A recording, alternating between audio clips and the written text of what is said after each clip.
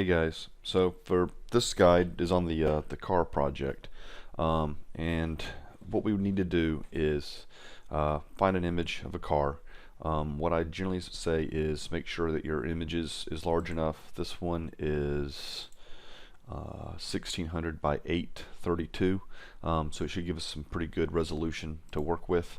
What we're looking for here is make sure you have a car with a good enough resolution.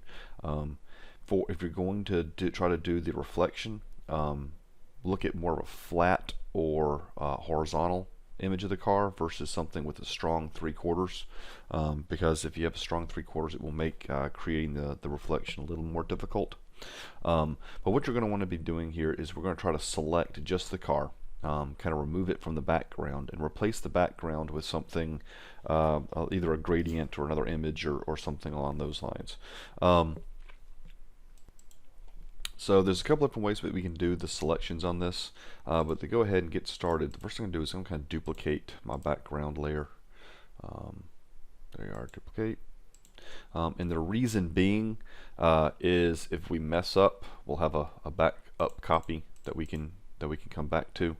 And then what we're going to do is just kind of select just the car so that we can remove it from the background and replace the background with something that we would want. Alright, so first things first, what I like to do is really kind of get in here a little closer and use a combination of some of the different selection tools. We have our general shape selections, but that's not going to do us a lot of good with odd shaped car parts. We have the basic lasso selection, which is really good if you have a very steady hand and can kind of draw around the outside of the car. It also works really good if you've got a tablet. This can come in kind of handy. I prefer a lot of times either the lasso tool here, the angled one, or even then you can also do the magnetic lasso. The magnetic lasso works fairly well if it has something that it can kind of detect and read. But if you have a lot of areas that are very kind of similar in color, it won't attach quite as well sometimes, and you have to do a lot of refining in order to get that to work. You also have a quick selection tool, which allows you to kind of paint over and grab areas this way. And then there is the magic wand tool, which has been in Photoshop forever, and allows you to kind of set a tolerance and then just start kind of clicking and figuring out just what you want to have selected for larger areas. And there's two ways to look at your selection. Create a new layer, and let's do just a paint fill. Okay, so hide that back here. So there's a couple different ways you can look at this. What we're basically going to end up with is a car, and that's going to be kind of our positive space, and you have your background, which is going to be sort of the negative space. So sometimes you'll find it easier to select the background and get rid of it versus trying to select the car. Okay. Now remember, you don't have to select all the stuff in here for the most part. What we're really looking for is really just that border around the edge. Okay. Go ahead and undo this where I clip the top of the car off. So what I generally like to do with a lot of these is to do kind of a two-step with most of my selections. So what I'm going to do is take the polygonal lasso and just kind of select kind of roughly around the car.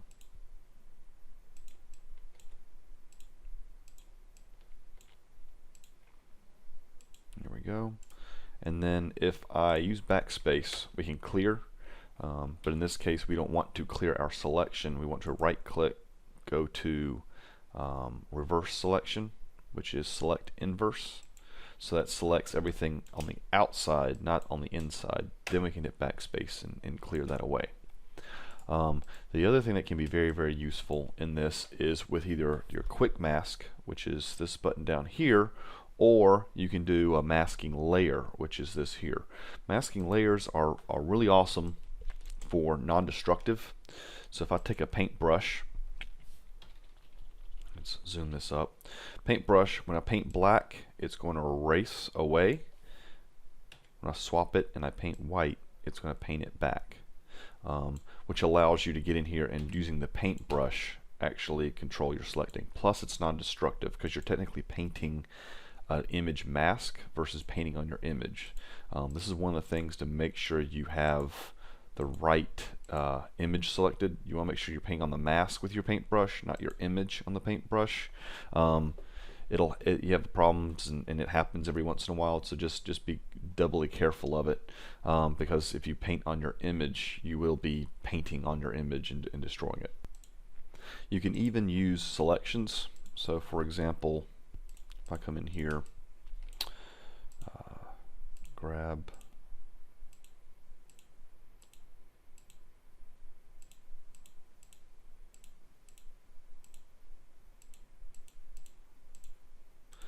grab some clicky parts of that front.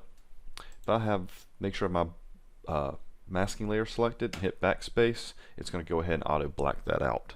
So it's going to get rid of that. And I mean, again, I can come back and paint it right back, but it allows me to make a quick selection of a small area, kind of clear that out, and then come back later and refine it if I need to.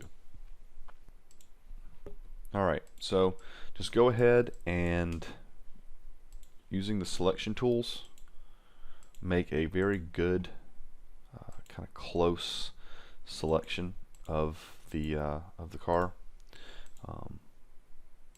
What I will also tend to do, so for example, here we have a little bit of a reflection, so we know that's going to be kind of reflective, and so in that area, what I like to do there, there we go, is sometimes it's nice to kind of feather this edge a little bit. So if we right click and we go to feather, you have a feather radius, which basically extends a feather or a light shade across your selection. So in this case I'm going to go with, say, I'll leave it at 5 pixels. If I do that, it's going to see some smoothing happening. And then I can come in here with a paintbrush or even with the clear tool, and as I paint,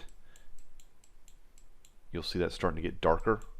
The reason it's getting darker is because instead of it having like an on-off effect, what it's doing is it's giving us a slight fade to our brush, a fade to the area, so that it allows it to blend a little more. So if you look at this transparent wise, you'll see that this has been blended. In this case, this is way too intense for what I would want. I think a feather of 5 would be way too strong. What we would really want in this case, so let me turn this off.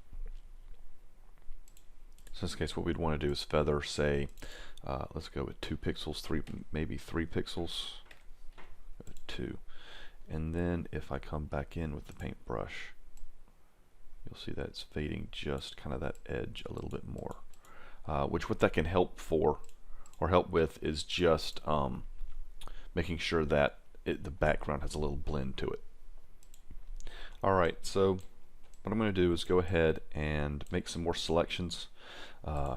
Clean up definitely the top and outside around the car, and remove it. So I'm going to go ahead and pause the video and then get back once I've finished deselecting it.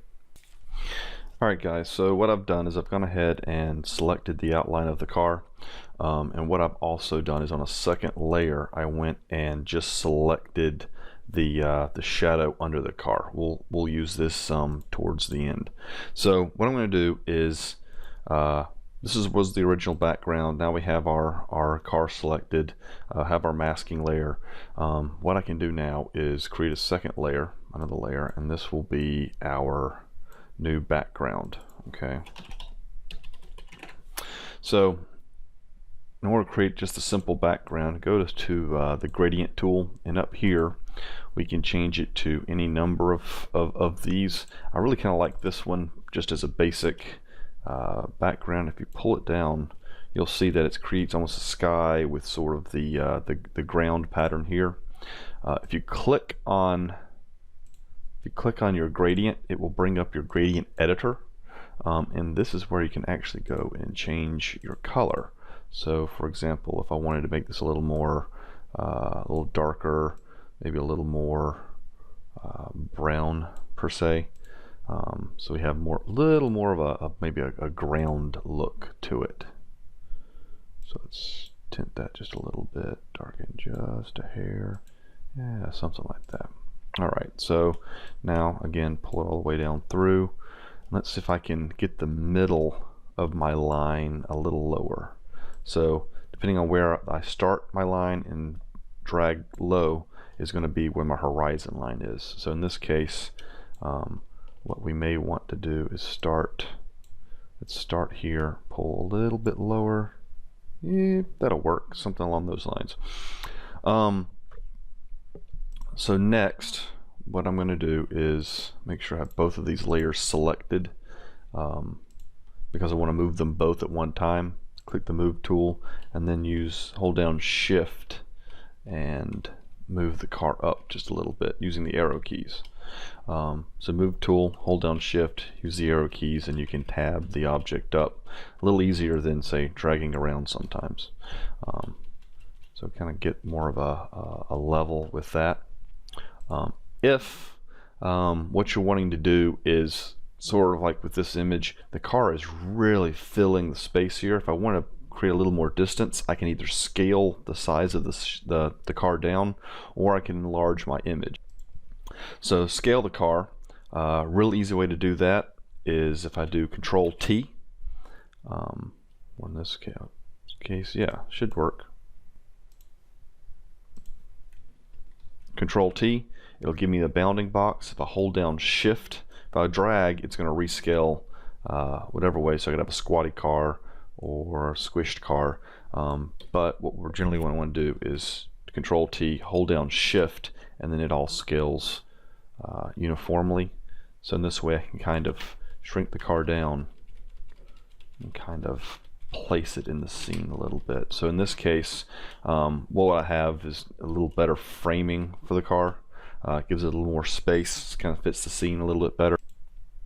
One thing special I did with my car that I forgot to tell you about is in my masking layer, what I ended up doing was using a gray instead of just a black or a white. I used a kind of a 30% gray color, and the white or lighter areas of the tinted windows, I went and painted that. And what that allowed it to do is, if you see here, it allows more of the background to show through. So for example, if this is a big red mark, say in the background, you'll see that it actually goes through the windows now. Okay, so it just adds a little bit more transparency.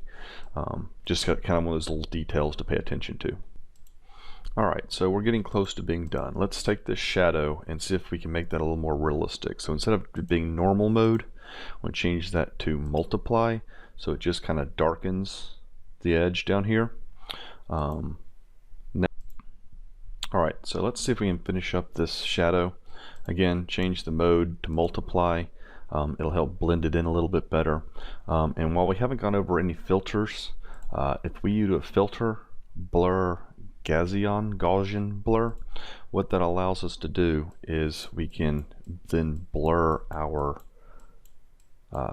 shadow just a little bit to get a little some of this fuzz out of the way, help kind of blend it, make it a little smoother looking shadow. If it's still not looking quite right, one of the things I like to do is just come in, simple black brush, make sure you have it set fairly soft, and we can just come in and manually kind of spray over just a little bit. That allows us to just kind of tweak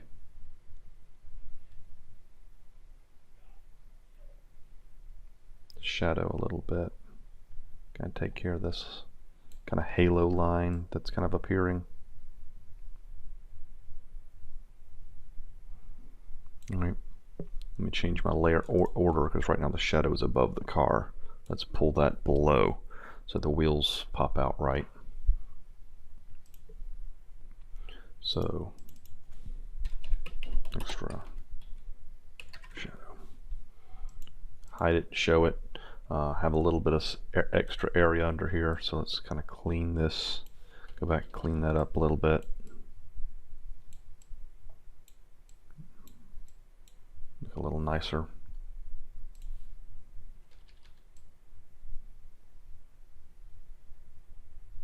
Just got something.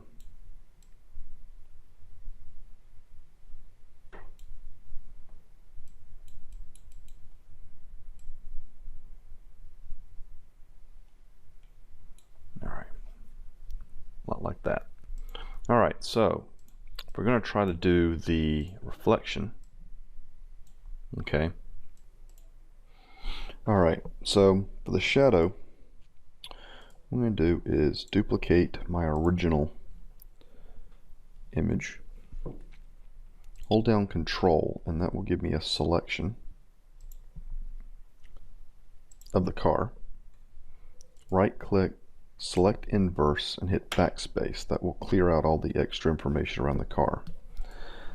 Then I can deselect the car, and we should have 2 copies. Take the second one, again, Control T, and this time what I want to do is flip it. Best way actually to do that instead of Control T is Edit, Transform, Flip Vertical. So now we've got our car nice and flipped upside down. You just grab it and put the wheels, basically put the wheels together. Now, for some, if you use a strong 3/4 image, this might be about as far as you can get. There's some things you can do with distorting and transforms and all that to get it looking better. But as you can see here, because the wheels are not aligned, we can rotate it a little bit, we can do some transformations, but we're still not going to get quite a perfect reflection. But what we can do is we can fake it. So what I'm going to do first is let's go to Edit, Transform, and let's do a Distort. Okay, and with Distort, I can kind of pluck different handles, and with the different handles, really stretch and kind of change the shape of the car a little bit. So the most noticeable part is going to be these wheels, right? That's going to be the part that everybody's going to really kind of recognize. So a simple transform, I can rotate these down so at least the wheels will kind of line up a little better. Okay, sort of like that. Then I can come in with the either perspective or distort or skew and just play with these a little bit and see what kind of adjustments can be made to kind of line this up just a little bit better. And so far the car is matching a little nicer, but that wheel just does not want to work. That was crazy and I have no idea what that flicker was. Anyway, so getting back, we have kind of the car body lining up a little bit better, at least enough to where it's not going to be immediately horrible looking. Just trying to line the edges here and line the edges there. All right, so what I'm going to do, go ahead, hit enter, and do one more thing. Let's grab the reflection, put the reflection below the shadow. So I'll call this reflect. And so it's kind of sitting under it now, right? And what I do is grab this layer, grab my elliptical marquee, make sure that's set to normal.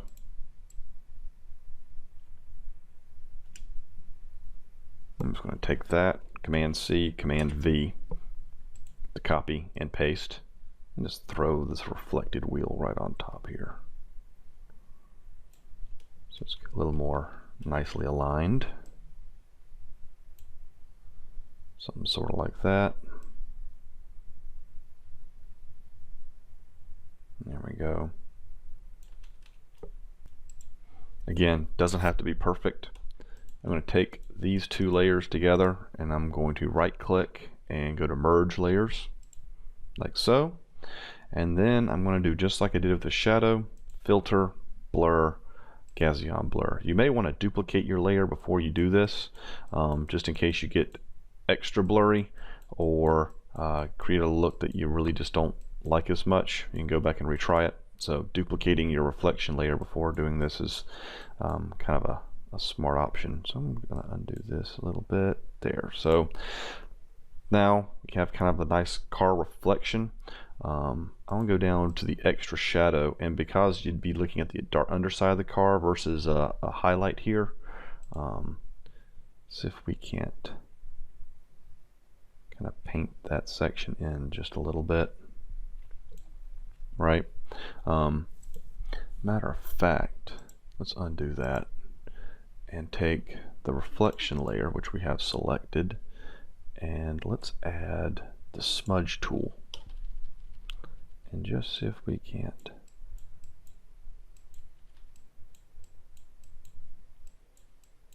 sort of smudge this up just a little bit, just to kind of fill in that gap a little bit. All right.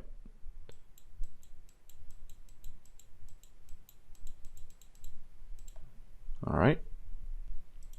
Now last but not least, instead of leaving it as a normal layer, try experimenting with some of the different layer options and see if that gives you a different kind of look. Screen seems like it works pretty well. Overlay kind of gives a different look.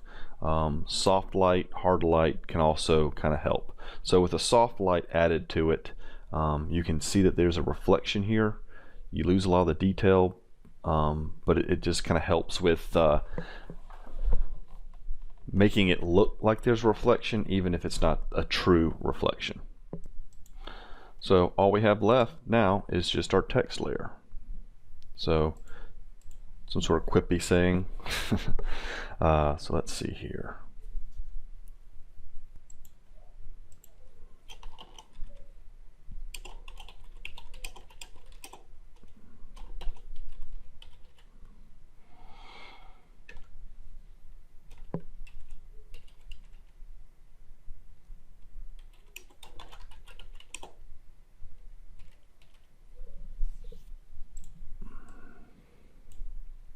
All right, quippy little saying. Let's do a Control-All, change that font to something a little more fitting. Let's see what this looks like. When in doubt, make it larger.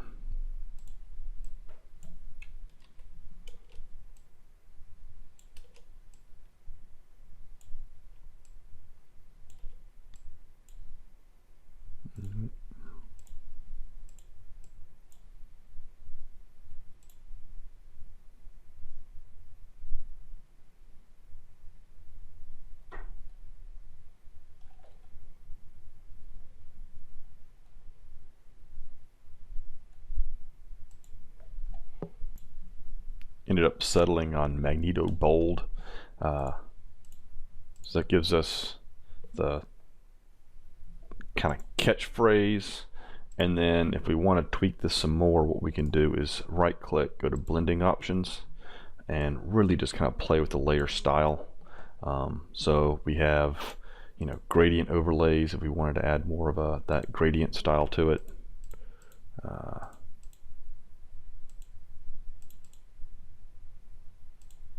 Again, you can customize the colors. Go with the pattern overlay if a pattern seemed like that would be more fitting with it. Satin, you know, is always the classic drop shadow that everybody has probably seen from here until infinity.